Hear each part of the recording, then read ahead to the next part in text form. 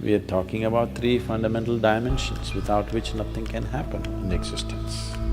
Just three fundamental forces, three fundamental qualities playing such a huge game. They are different only on the surface. Deep down, it's all the same thing. So, modern scientists, in their own language, they're saying Shiva is holding everything together.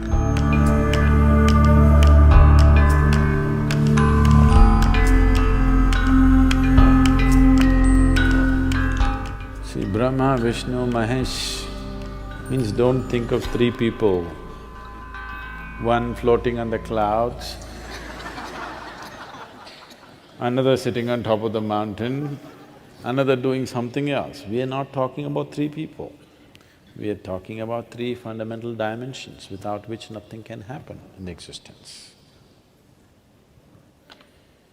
If you look at these stories closely enough,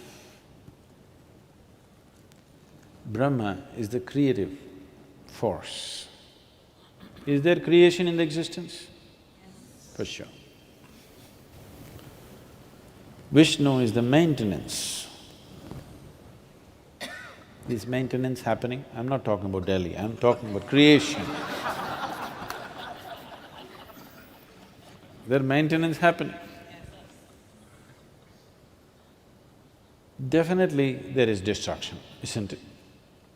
Within your body right now, millions of cells are dying, millions of new cells are being created, and billions are being maintained, isn't it? So you are a manifestation of these three forces. So is the planet, so is the solar system, so is the whole creation. It is a manifestation of these three aspects of creation, maintenance and destruction. You might have gotten little attached to Shiva and become little destructive.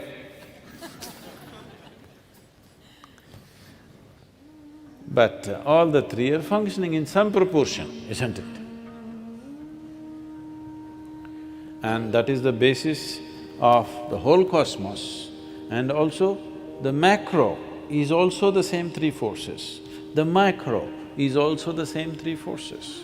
The very atom has the same three forces, and the very cosmos has the same three forces. It is quite a simple creation, I'm telling you.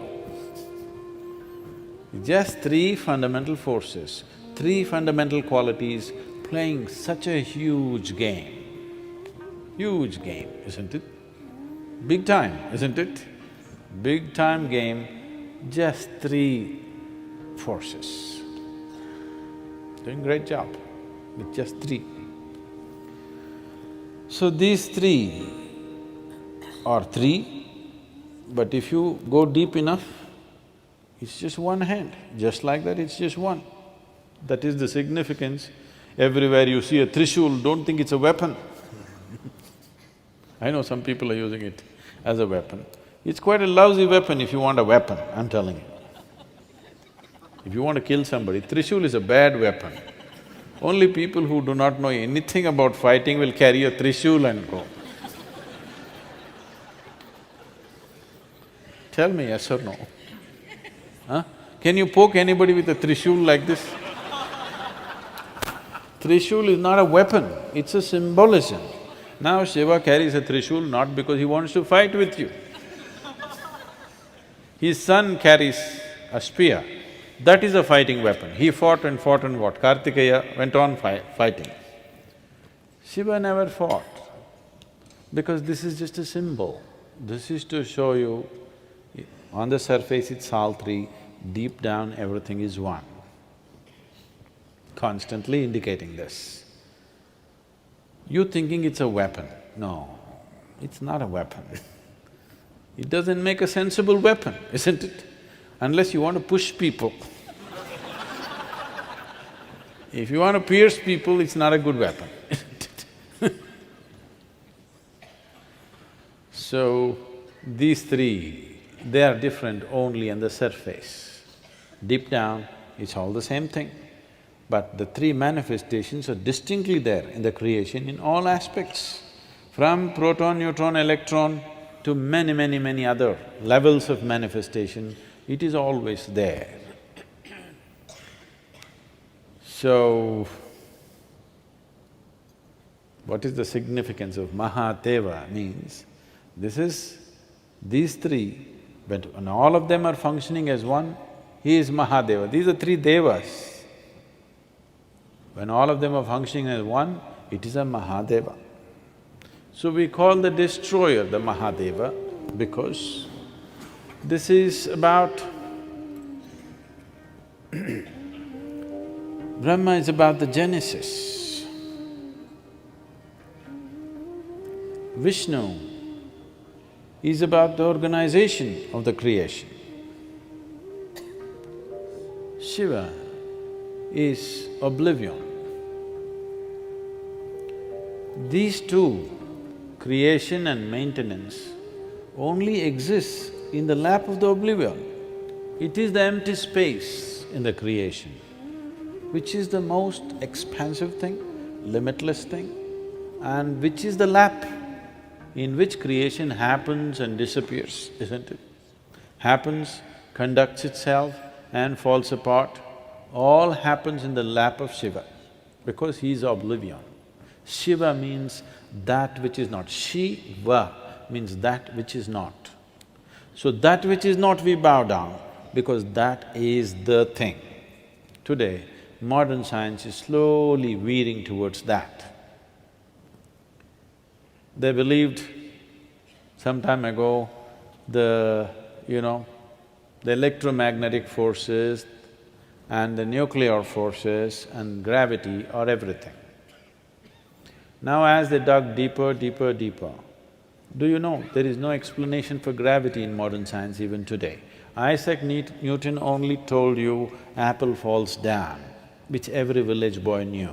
Unfortunately, it falls down, not up. He gave no explanation, no mathematical background to it. Simply he said it falls down, nothing else.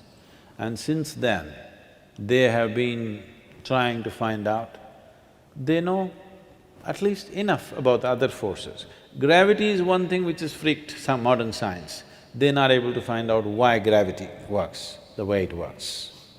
So today, one explanation they're talking about is, they believed at one time it's the gravity of the sun which is holding all the planets together, it is the gravity of something else holding all the galaxies together.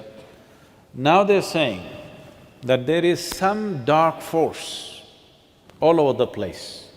Due to lack of description, because they can't make out any quality of that, they're calling it a dark force. And it is this dark force which seems to be keeping everything in place. They do not know what is the nature of this force. It is called as dark energy or dark force. This dark energy, we always call Shiva as the dark one. Yes? He's always referred to as the dark one. His night is the darkest night in the month. So, modern scientists, in their own language, they're saying Shiva is holding everything together. Now, I don't want you to imagine one man sitting there and holding everything together. That's not what it is. Shiva means that which is not. So that which is not is held as the highest, because that which is not is the largest manifestation in creation, isn't it so? If you look up in the sky, do you ever do it? Do you ever do it?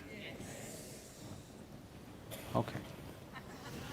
I believe you, all right.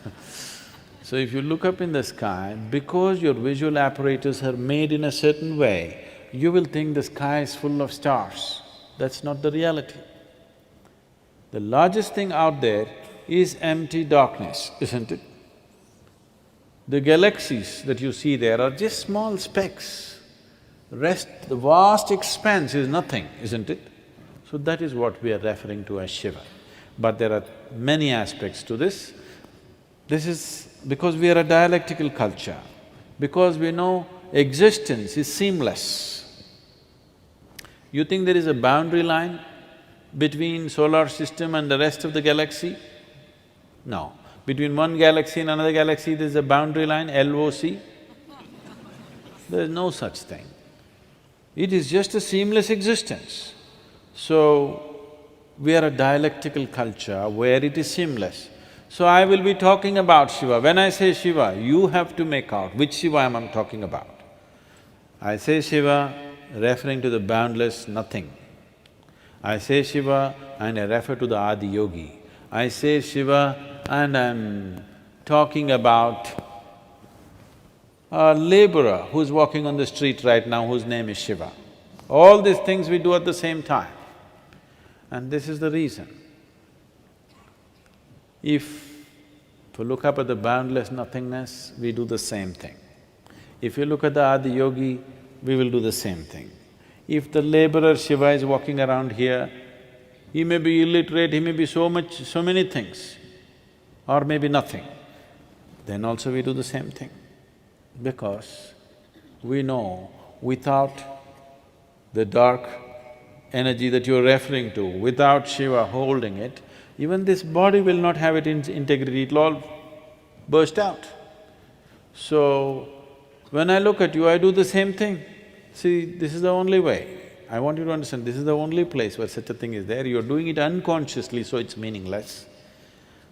What you do to your gods, you're doing to everybody, isn't it? The idea is, this person may not know what is the source of his making, but I want to recognize that. He may not know that the Creator is throbbing within himself, but it is my prerogative to see it. If I see it, it makes a difference for me. If he sees it, it will do wonders for him, but now I want to see it.